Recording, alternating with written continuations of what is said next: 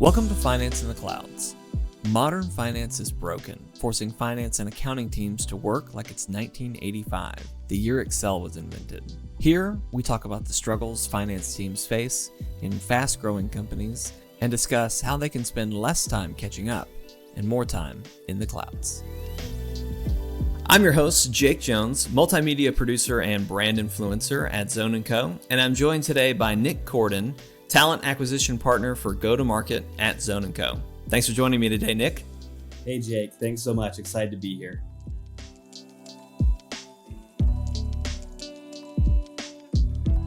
Working from home is not an entirely new concept, but it is definitely a trend that is on the rise. More and more companies are finding creative solutions to let their employees work from anywhere, and finance is no exception. So I've brought on Nick to talk with me about what it's like to work from home and what you can look out for if you're on the hunt for a work from home position. So Nick, I know we're going to have a great conversation about work from home and just kind of some of the benefits and everything. But before we get into that, I wanted to give you kind of some space, give you the floor for a second to just talk a little bit about who you are and what you do for us here at Zone. Absolutely. Yeah. So my name's Nick Cordon. I'm a proud father of a little sassy baby girl. Well, I guess she's 3 now, so she's a little bit older. Have another one on the way. So that's a big part of who I am, just being a parent. Outside of that, really like to be outdoors. I live here in Utah, so recreation is just really big for me. Love to dirt bike, love to be on the lake and go hiking, all that fun stuff. In terms of, what I do for Zone is I partner. So I'm a talent acquisition partner, and I work with the talent acquisition team in somewhat of a hybrid role where I'm a full cycle recruiter, but I also support the marketing team for a lot of employer branding content for Zone & Co. So within those 2 roles, I really enjoy it. Been with the company for just, a little bit over a month. So it's kind of fun to talk through this topic in terms of, working from home. It's been a transition for me as I've been in a hybrid role before this. And so there's just a lot of nuances that have been incredible. I've been able to witness what a full-on remote culture looks like, and excited to dive into a lot of those pieces today. Absolutely. Well, I've got to say you're living in one of the prettiest states that America has. So I'm jealous of you there. That's awesome.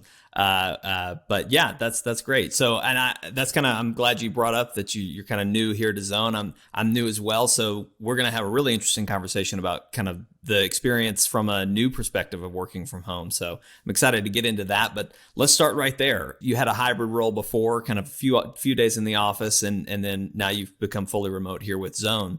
So what has that kind of experience been like for you?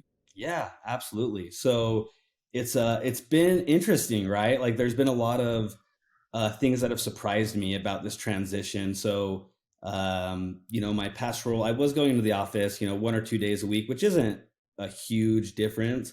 My biggest fear, transparently, was that going fully remote, because I'm such a social person, because I'm very charismatic, I like to have that face-to-face interaction.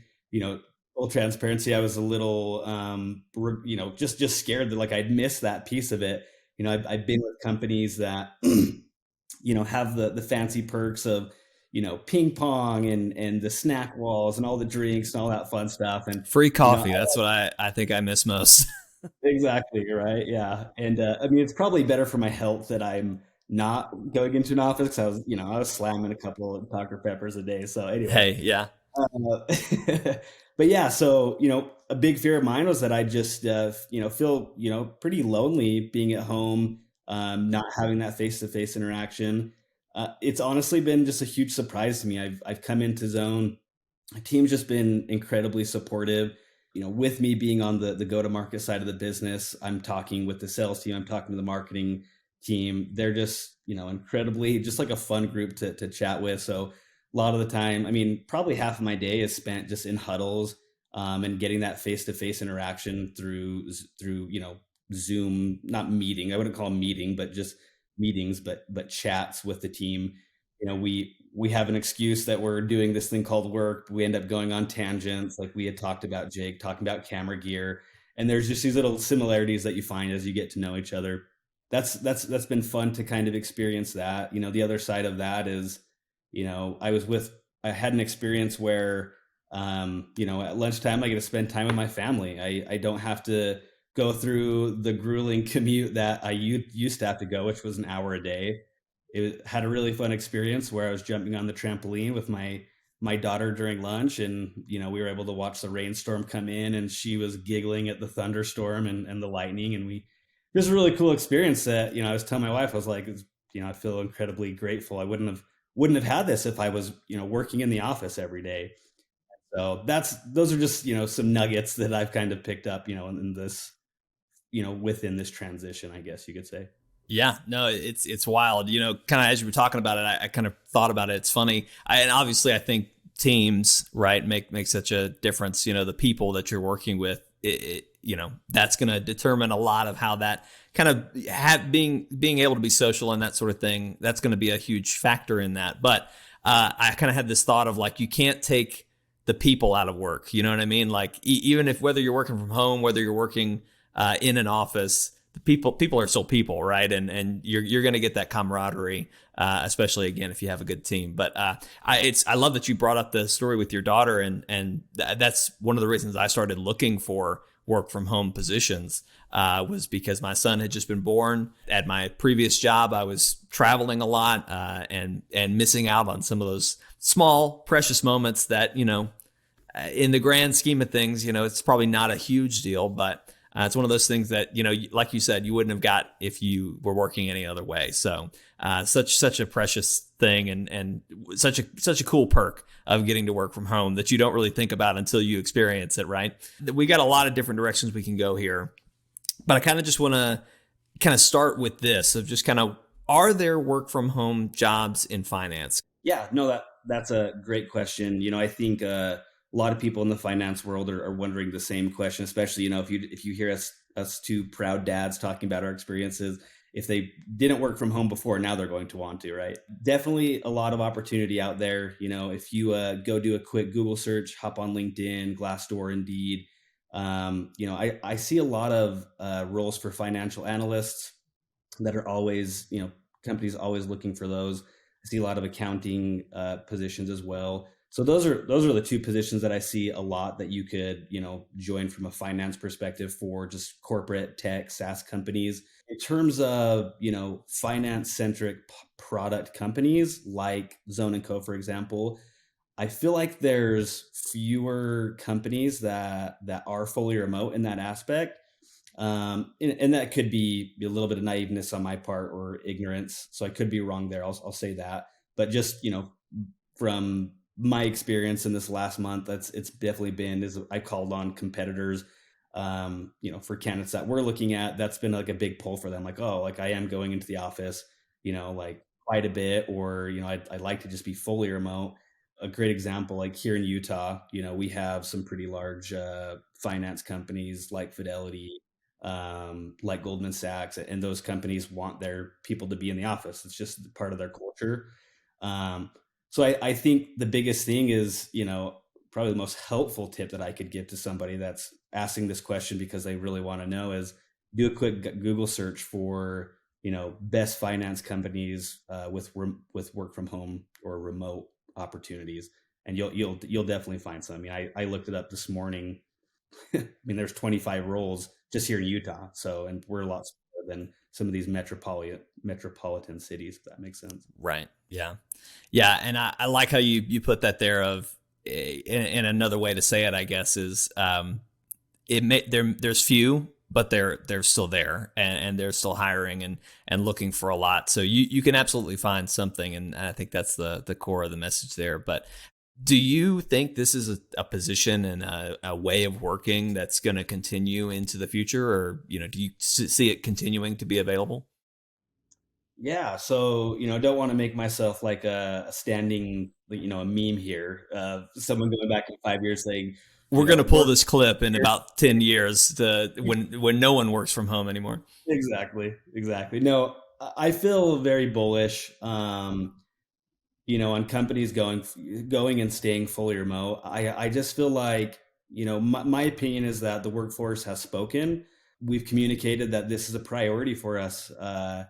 People like myself, I think of my dad who, always went into the office. I've gotten to know him. I don't want to say my dad's not a great dad, but it was just a different time, right? And he was gone a lot. And not just speaking for parents, there's obviously lots of people that just want to be home with their pets, with their spouses, whatever it is, their partners. But I truly just think that the workforce has spoken in terms of wanting to be home. We've made it very clear that great work can be done within the walls of just our homes here. And based on that sentiment, I think it's here to stay. Outside of that, when I'm looking from the business aspect of it, bigger companies like Tesla, like Amazon, that are trying to get people to come back to the office. They have a back to the office plan. I think that's just a cultural thing, in my opinion. Some of these bigger companies, for whatever reason, they just feel like that's where they want to be, and great for them. I think that there's going to be plenty of companies that have the culture of autonomy, and they want to be able to give that to their employees. And outside of that, from a financial perspective, if I'm a startup looking to start up a business, I don't have a ton of capital. I think it makes sense to have people that can work from home, not have the overhead of going into the office, having all the fancy perks that you have to pay for, like the drinks, like the ping pong, all that fun stuff, right? It's great.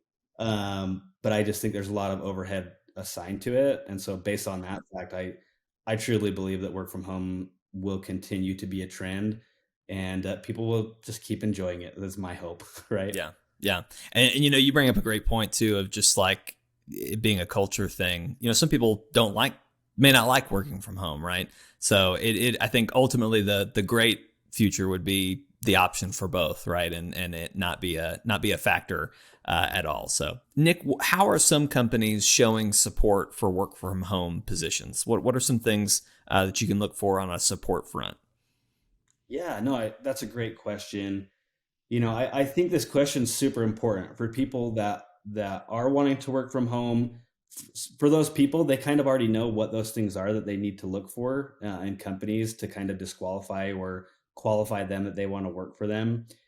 The a couple of the big things that come to my mind in terms of how companies can support remote employees is things like great benefits, right? Benefits are just so big in this conversation, in my opinion. Look for a company that has fully paid benefits. I mean, this goes for work from home or being in office.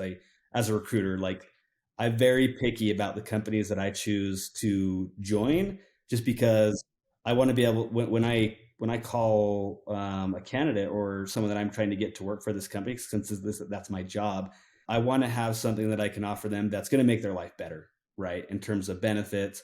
So like fully paid benefits in terms of healthcare premiums, dental, vision, all that fun stuff.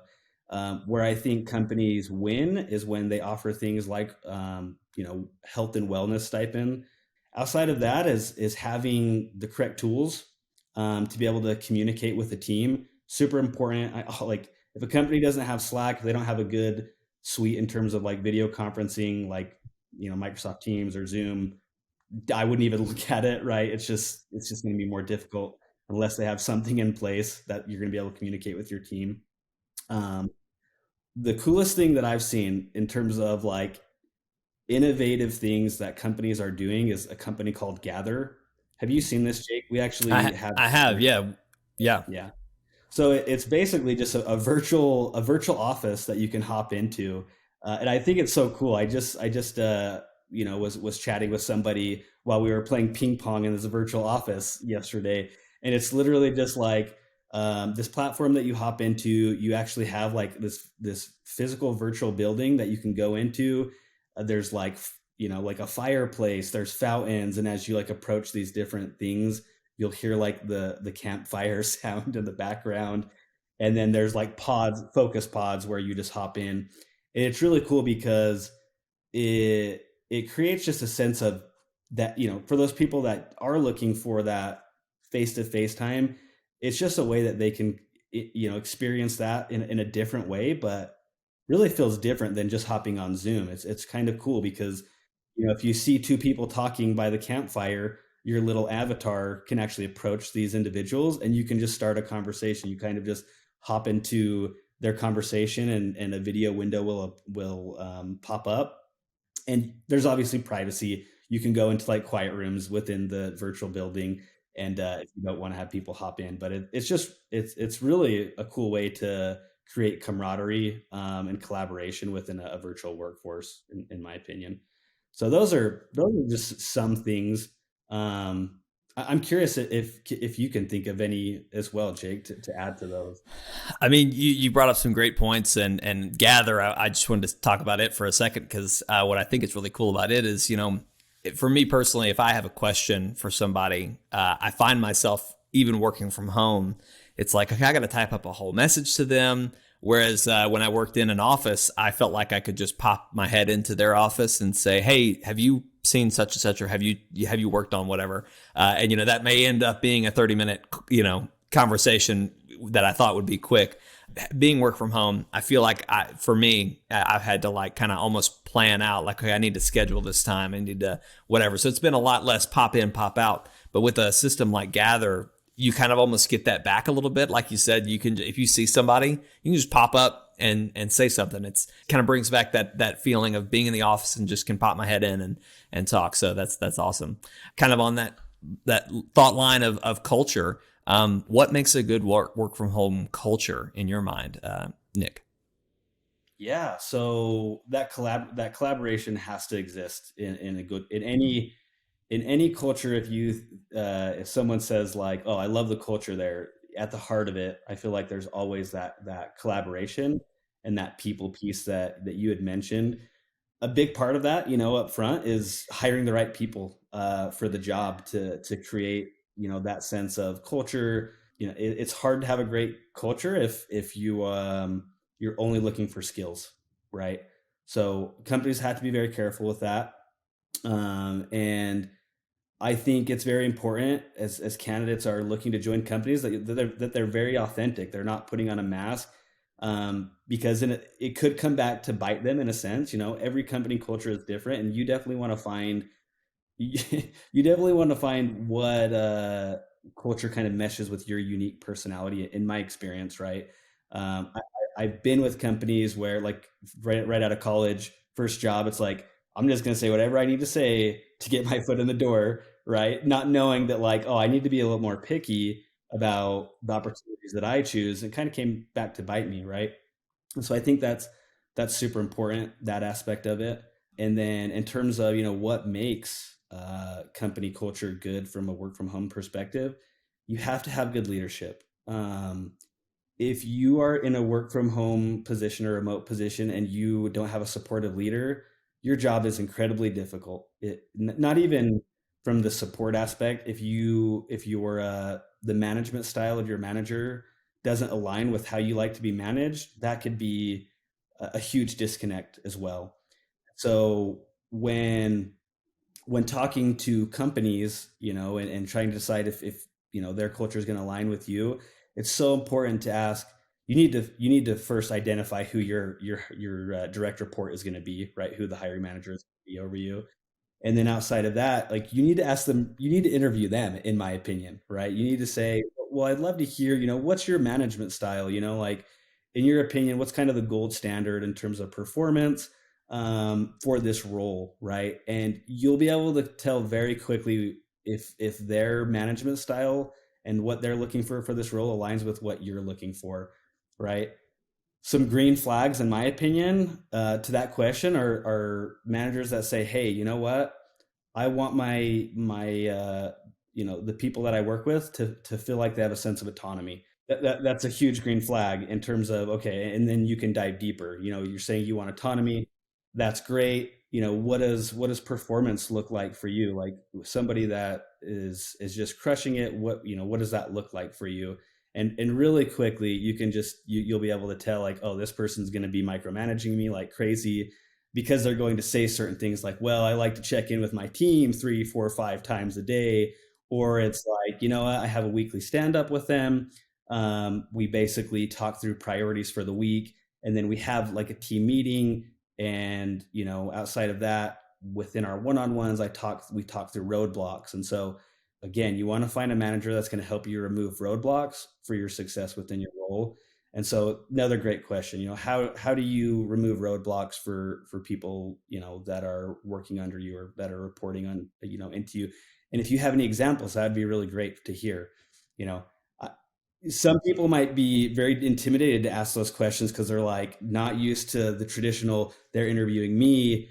Okay, I just need to tell them exactly what they need to hear. The job market has changed, in my opinion. We have to be different, and I actually think it shows a certain level of emotional intelligence to say, to ask those questions, right? I know, like in my interviews, when I end my interview, I always ask, would love to hear your thoughts on our conversation and how this went. If you feel like I'd be a good fit, and if there's anything, within our conversation or my background and experience that you would see as a red flag or a hesitation to push me on to the next round.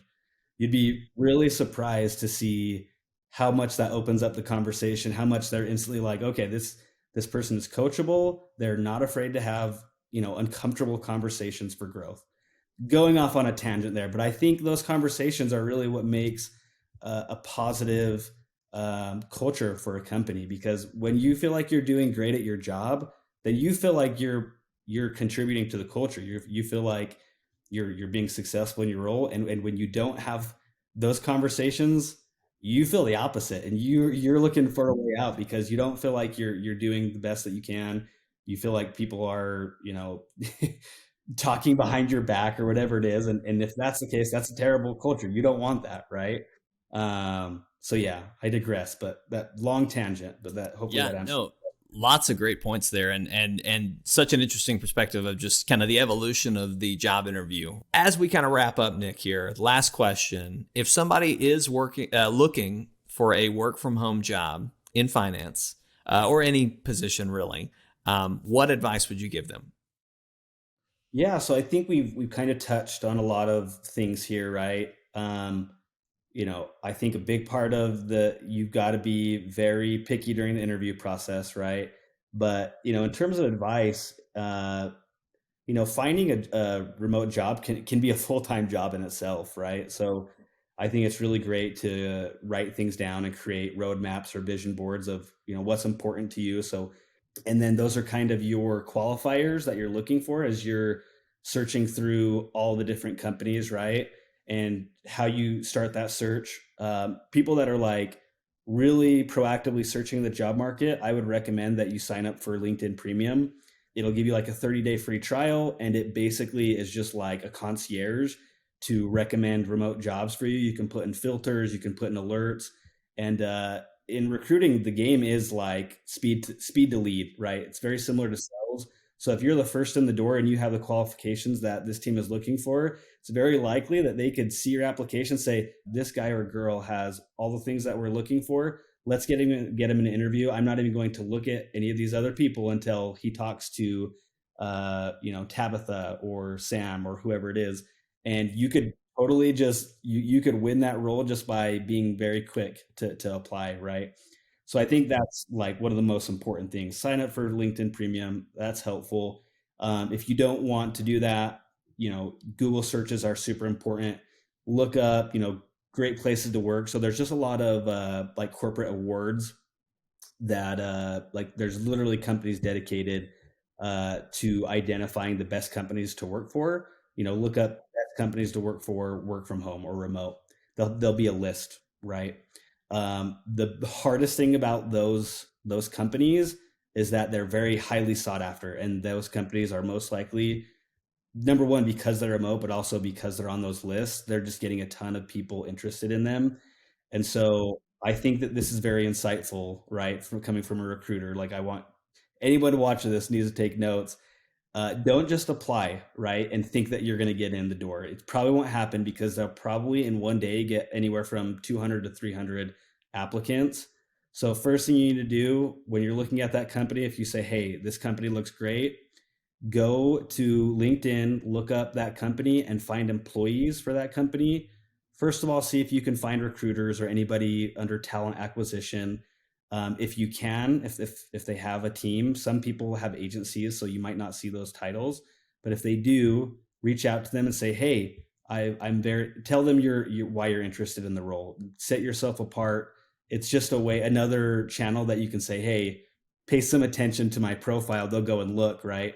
Or if there's not recruiters, you reach out to somebody on the sales team or somebody on the dev team, whatever it is that you might, have some similarities to, or, like things that you're both interested in, and say, hey, very interested in this company, would love it if you could put in a good word for me.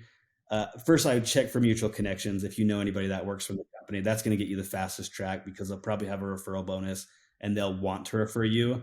But regardless, even if they don't know you, because of that referral bonus, they'll probably be like, oh, like, yeah, I'll know you. I'll put in a good word for you. And if you get hired, they get that, right? So that's a real inside track there, to some of these companies.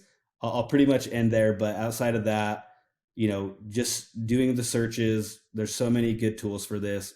Read Glassdoor reviews, read Fishbowl, and there's another company called Comparably that will show you more of a very in-depth breakdown in terms of what diversity looks like within the company, and a lot of different areas that are just like people might want to know, right? So hopefully that's helpful there. Nick, thanks again for being here. We've had an awesome conversation just about what it's like to work from home, and also just a lot of great tips and tricks for what to be looking out for when you're looking for some work from home jobs. And hopefully we've given everyone kind of a pretty decent picture of what it's like and what you can look for. And just your expertise, man, has been awesome. So thanks for being here with us today. Absolutely. No, it's honestly been a real pleasure for me. It's always fun to have these conversations. Jake, it has been just a real pleasure speaking with you on this topic, and really appreciate your time today, and looking forward to the next opportunity that we get to speak again. Finance in the Clouds now posts bi-weekly on Fridays. If you enjoyed today's conversation, be sure to subscribe to Finance in the Clouds wherever you get your podcasts, or watch us on YouTube on the Zone & Co YouTube channel. And we'll see you next time.